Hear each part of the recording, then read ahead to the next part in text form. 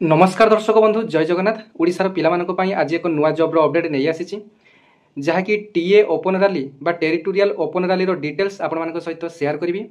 तेबे 15 नवेम्बर रु एही नियुक्ति रैली स्टार्ट होगा जाउछि। एथिरे ऑनलाइन किबा ऑफलाइन रे आपण मानकु फॉर्म आवेदन करिया पई पड़िबो नाही, केवल सीधा सड़क आपण माने निज निजर डॉक्यूमेंट सहित आपण माने एही नियुक्ति रैली को जिबे। एथिरे प्रथमे आपण मानकर फिजिकल हेबो, तापर फिजिकल पर आपण मानकर रिटिन हेबो, रिटिन रे पास कले आपण मानकर एथिरे आपण माने नियुक्ति पाइबे। तेबे बयस कथा जदि आलोचना करिबा एथिरे 18 वर्ष रु 42 वर्ष रो समस्त एथिरे इलिजिबल।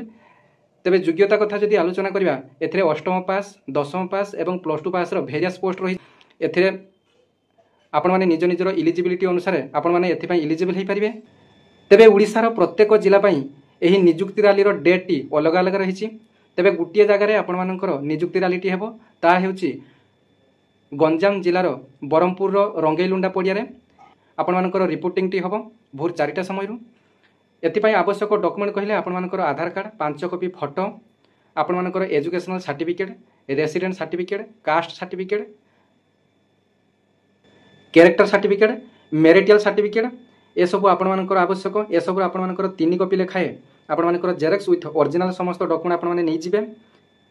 तेबे आपण माने कैरेक्टर सर्टिफिकेट एवं मेरिटियल स्टेटस सर्टिफिकेट टी आपण माने निज गाँव सरपंच कोठारु ए सर्टिफिकेट टी आनी परिबे।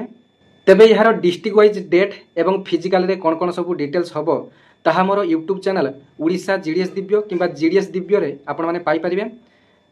तेबे एमिति नुआ नुआ जॉब रो अपडेट पाइया पई आपण माने चैनल टी को आपण माने फॉलो करि नेबे। धन्यवाद। जय जगन्नाथ।